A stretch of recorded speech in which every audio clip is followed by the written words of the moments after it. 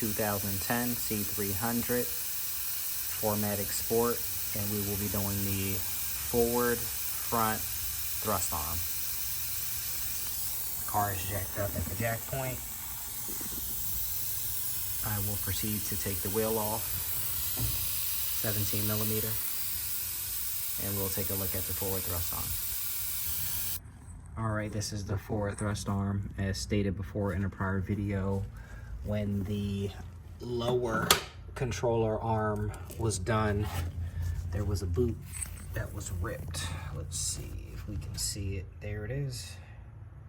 They ripped the boot right here.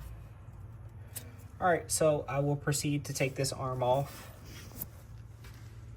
There's the bolt right here. We'll take this one off right here. Right there. And then we'll get that bolt on this side, and then the bolt right there. And we'll be back when that arm is removed. Okay, the right controller arm is off, and the boot is definitely busted. So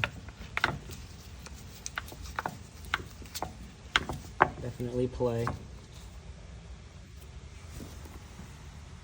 13/16 for this bolt.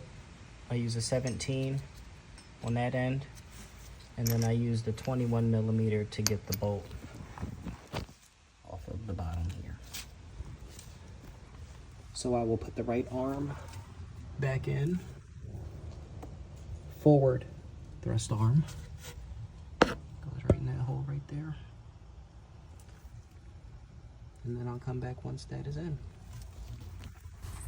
Forward thrust arm is on.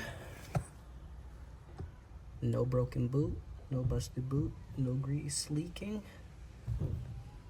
All good to go. So I did take the under apron off right here. Just this bolt right here and this bolt right here, and it's just slid down. And then you have access to the bolt right here. The other side is, you can just bolts right here. But once you drop it, you'll be good to go. Forward thrust arm is on the car.